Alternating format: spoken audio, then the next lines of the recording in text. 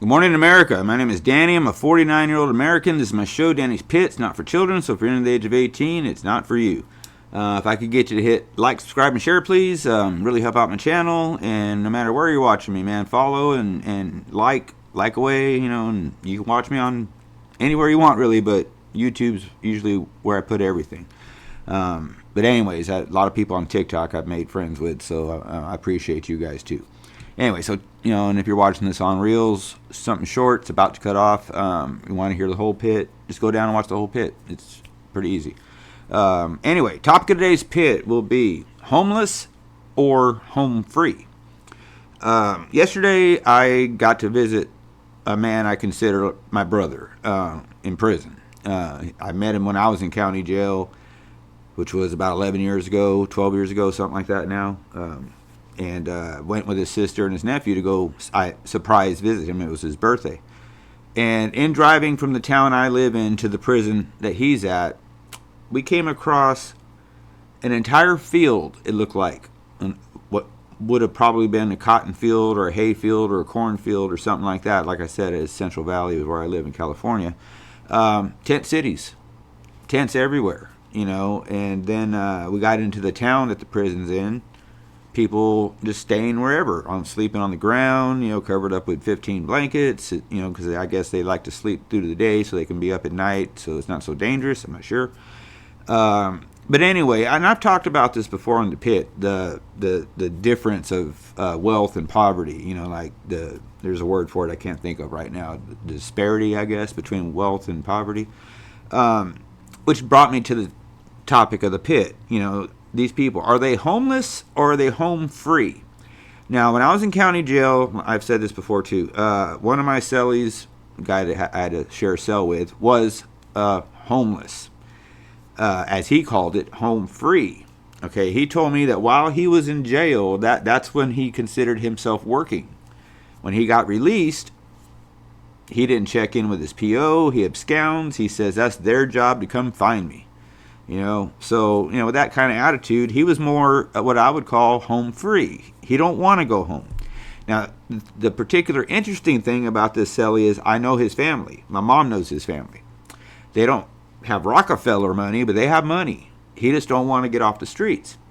So I asked him one day, why don't you just go home, sober up, and, you got some money, man, He didn't want to. He wants to shoot dope. That's what he said. I shoot dope. That's what I do. He steals, he shoplifts, and he shoots dope. And he's happy about that. Now, there's a lot of homeless people that are just completely out of their minds. You see them walking down the street, talking to people, walking in stores, talking to people. I ran into somebody at Walmart the day before yesterday. Guy didn't even have a shirt on. Hair all messed up, foxtails in it and everything. He's muttering bad words in front of kids and everything. And somebody, they kind of ushered him out, but that right there is the perfect example. A lot of the homeless are just mentally ill and they don't want to take their meds, and the state I live in coddles them. So you can live in Walmart's parking lot where I'm at. You can live on the side of a bus bench, apparently, if you want to, in my hometown. You can live anywhere you want to, pretty much, short of somebody's yard. As long as it's a public type place, my town allows it.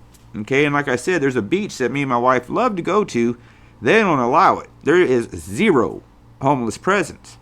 But anyway, the point is, when you don't want to go, like this guy was saying the other day that Biden's letting all these illegals into these hotels while the veterans are sleeping on the streets.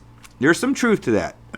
They are letting illegals live a lot better and a lot more higher quality of life than I am right now because they're getting paid. But my contention has always been those veterans that are on the streets, they got hurt in combat. This kind of started happening around Vietnam. They get hurt in combat. They get all the morphine and all the opiates and everything for the pain. Then they get kicked out, or not kicked out, but they get out of the military with an army jacket and a severe drug habit. Again, going back to the fact that a lot of these people are homeless by choice. They're home free. They get to do whatever they want all day long. They live by their own rules. You know, and a lot of it, when you go to like these tent cities, it's kind of ran like prison. You know, the strongest guy kind of runs the whole show. That's why in a town near mine, they tried to put porta potties out. But the bullies of the homeless got him all and put them all on his side and said, pay me to use it. You know, pay other homeless people to pay him to use the porta potties that the city put in. Ridiculous. But anyway, it reminded me a lot of prison in a way on that. But I just wanted to give you some food, you know, food for thought, and think about it. Where you live, the homeless situation. Are these people homeless or home free? You know, and like I said, there are some VAs, you know, there are some vets out there that go to VA, and you know they don't have drug problems. They have other problems, and they handle it. They go to psych, you know, maybe get on antidepressants, something like that, you know, and they handle life. But some of them came back with that drug habit, and through no fault of their own, and now they're, you know, sleeping on the streets while we're putting up illegal aliens, you know, in 5-star hotels. But the thing is, I'm getting at is those veterans that are hooked on these drugs, they wouldn't want those 5-star hotels. They want to live where they want to live, or they'd already done that. You know what I mean? They got a lot of resources at the VA. Anyway, this is just some food for thought. So, you know, drop comments. Let me know what you think, okay, about this. And maybe I'm completely wrong, but I don't think so. I've thought about this for a few days now, and then yesterday when I went up there, that kind of confirmed this pit. So that'll be all. I'll wrap it up right there. Think about it. Drop comments, please. Stay vigilant, America. Keep looking forward, but once in a while look behind you. And you know, it's getting dangerous out there, guys. It's getting dangerous. That guy at Walmart the other day, I got nervous because I was with my wife. Had I been alone or with a buddy, I wouldn't have been nervous. But with having my wife next to me, I didn't know what he was going to do. You know, so the whole time I'm thinking, what am I going to do if he does something?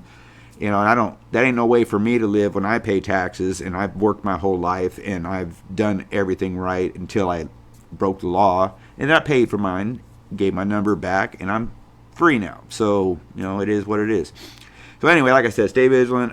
God bless each and every one of you guys. You PIT members, you rock. You make my day. You really do. So hit that like and subscribe. You really make my day.